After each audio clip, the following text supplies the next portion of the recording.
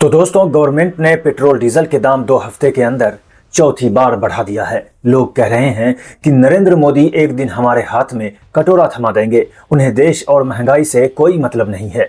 आपके और मेरे दोनों के हाथ में कटोरा आएगा, बता देख लेना एक दिन। क्यों ऐसा क्यों कह रहे हैं? ऐसा क्यों कह रहे? एक हफ्ते में 3 रुपए बढ़ गए, काम हम सवारी की जेब से थोड़ा ना निकालेंगे पैसे। अब सुबह 5 बजे के निकलेगा, 1000 रुपए जोड़ना मुश्किल हो रहा है। नहीं, ये बताओ, मोदी जी कह रहे देश संकट में है, देशभक्ति दिखाओ। अरे देशभक्ति दिखाओ, सिर्फ एक ही चीज में उलझा रखा मोदी ने, हिंदू मुसलमान बस। महंगाई कहाँ जा रही है उसे कोई मतलब नहीं है। मस्तरा मस्ती में आग लगा बस्ती में, उसका रीजन ही है सिर्फ। महंगाई से कोई मतलब नहीं, उसे देश से कोई मतलब नहीं है। सीएनजी जो है 5 रुपए महंगी हो गई है और पेट्रोल 8 रुपए। एक हफ्ते में 2 रुपए बढ़ रहे पैसे और पेट्रोल 8 रुपए। इस चीज पे, ईंधन पे अगर पैसा बढ़ेगा तो हर चीज, नमक से लेके दूध तक पैसा बढ़ेगा भाई साहब। आप रात को सो जाओ, दूध 30 रुपए, सुबह उठ कर ले रहे हो 34 रुपए, एक दिन में 4 रुपए बढ़ गए। उसका जिम्मेदार कौन? सरकार, मोदी। हाँ जी, अच्छा काम कर रहा है, अच्छा काम कर रहा है। देश के हाथ में कटोरा देगा सिर्फ ये। तो वहीं इस शख्स ने रिपोर्टर से कहा कि मोदी सरकार इतनी निकम्मी है कि अपनी नाकामियों का भी जश्न मनवाती है। और महंगाई का हाल आप देख रहे हो, तो हिंदुस्तान के आदमी को तो जीने लायक छोड़ा कहाँ है इन्होंने।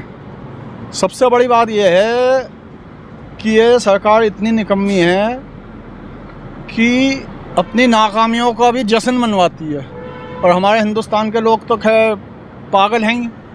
तो एनडीटीवी का ये ट्वीट देखिए, लिख रहा है, बीजेपी का आरोप है कि फ्यूल प्राइस हाइक पर अपोजिशन राजनीति कर रहा है। मतलब दोस्तों ये कि अपोजिशन पार्टीज पॉलिटिकल इशू को भी पॉलिटिसाइज ना करे, जबकि ग्राउंड पर प्राइस हाइक को लेकर ज्यादातर लोग परेशान हैं। रिपोर्टर के सवाल पर शख्स ने कहा कि नरेंद्र मोदी एक नंबर झूठा है, सब झूठ की बुनियाद पर टिका है। मोदी सरकार ने हमारी जेब लूट ली है। क्या कहोगे मोदी जी को? पहले बातें तो बहुत बड़ी बड़ी करते थे। वो झूठा है, सब नंबर 1 है। नंबर 1 का झूठा है। क्यों? सब झूठ की बुनियाद पे टिका हुआ है। मोदी जी का नाम सुनते ही तो एकदम भना की गया। सब गुंडागर्दी है, कुछ नहीं है। सब गुंडागर्दी है। हाँ, कुछ भी नहीं है। क्या मोदी महंगाई कम कर रहा है? मोदी अच्छे दिन ला रहा है। महंगाई, जो चीज एक बार बढ़ गई वो कम होती है क्या? तो वहीं अब इस शख्स ने तो एक अलग ही दलील दी है कि पेट्रोल डीजल का दाम बढ़ता है तो काफी हंगामा हो जाता है, लेकिन गुटखा का दाम बढ़ने से कुछ नहीं होता, बल्कि उसका सेल तो बढ़ जाता है। ये गुटखा और सिगरेट का दाम बढ़ता है, फिर भी उतना ही सेल उनका, उसके लिए कोई कुछ नहीं बोलता है। तो मैं कहता हूँ कि पेट्रोल फिर क्या है? कुछ भी नहीं है। आज सिगरेट और गुटखा और दारू बढ़ा दीजिए, जितना सेल उतना बढ़ता है, तो फिर पेट्रोल में क्या है ऐसा खास बात? और दोस्तों, इनकी कही हुई बात को बीजेपी सपोर्टर शेयर करके सही ठहरा रहे हैं।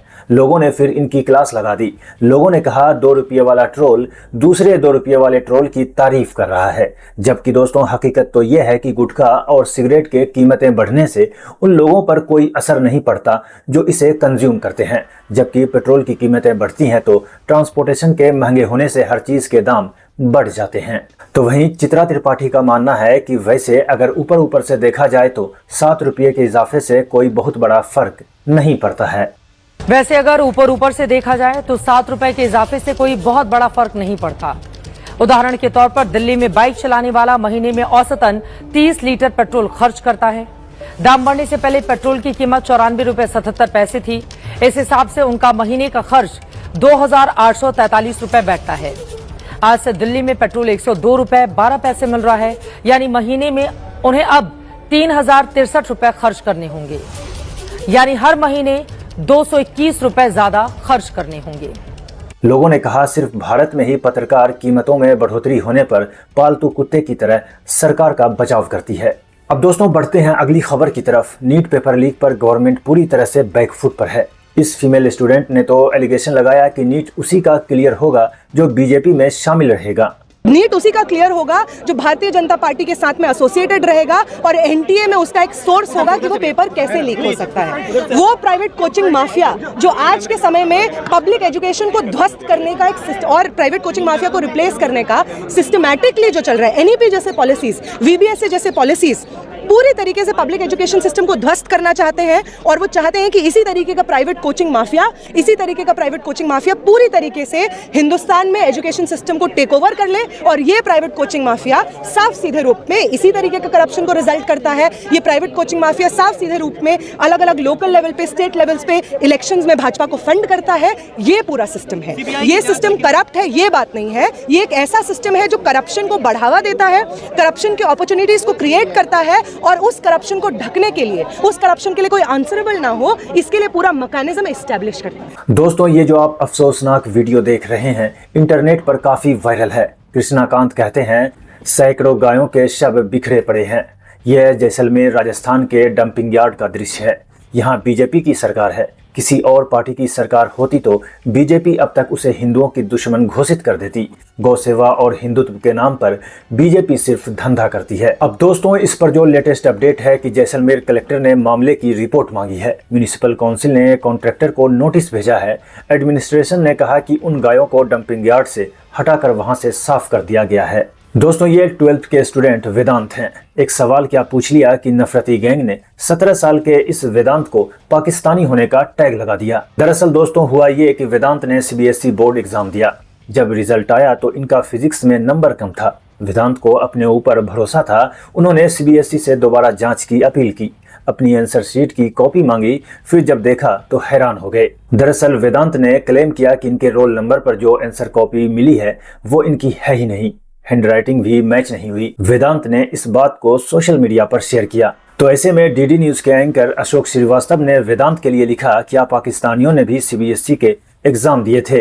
अशोक श्रीवास्तव ने सिर्फ इसलिए लिखा क्योंकि वेदांत के एक्स प्रोफाइल पर रीजन में साउथ एशिया लिखा है। हैरानी की बात यह है कि अशोक श्रीवास्तव जो कि DD न्यूज के एंकर हैं, इनको लगता है कि भारत साउथ एशिया का हिस्सा नहीं है। जब इस एंकर ने वेदांत को पाकिस्तानी घोषित किया, दूसरी तरफ इंडियन न्यूज चैनल लड़के का इंटरव्यू कर रही थी। सरकारी चैनल के एंकर काफी ट्रोल और भद पिटवाने के बाद माफी मांगी और ट्वीट डिलीट कर दिया। लोगों ने लिखा, कुछ पत्रकारिता की सीमाओं को ध्यान में रख लो तो माफी नहीं मांगनी पड़ेगी। इतना मत गिरो कि खुद की नजरों से गिर जाओ। तो एक दूसरे यूजर ने लिखा, हम सब कॉकरोच हैं लेकिन अशोक दीमक है। अब जो लेटेस्ट अपडेट है कि वेदांत को CBSE से सही आंसर शीट मिल चुका है। वेदांत ने बताया कि उनका क्लेम सही था और सचमुच आंसर शीट बदल गई थी। तो वहीं दोस्तों, नेक्स्ट अपडेट की बात करें तो क्लेम किया जा रहा है कि ये वायरल वीडियो कोलकाता के तोपसिया का है। बीजेपी गवर्नमेंट ने इस इलाके में कई बिल्डिंग्स पर इलीगल कंस्ट्रक्शन का नोटिस चिपका दिया है। तोपसिया कोलकाता में मुस्लिम की बड़ी आबादी वाला इलाका है। अब दोस्तों, 28 मई को ईद है और 27 मई को इन घरों में बुलडोजर चलाने का नोटिस चिपकाया गया है। यहाँ तक कि ये भी खबर है कि घर गिराने का बुलडोजर का खर्चा भी उसी घर के ही मालिक को देना होगा। एक घर है हम लोग, वो भी छीन लोगे तुम लोग, वो भी छीन लोगे। कहाँ जाएंगे हम लोग?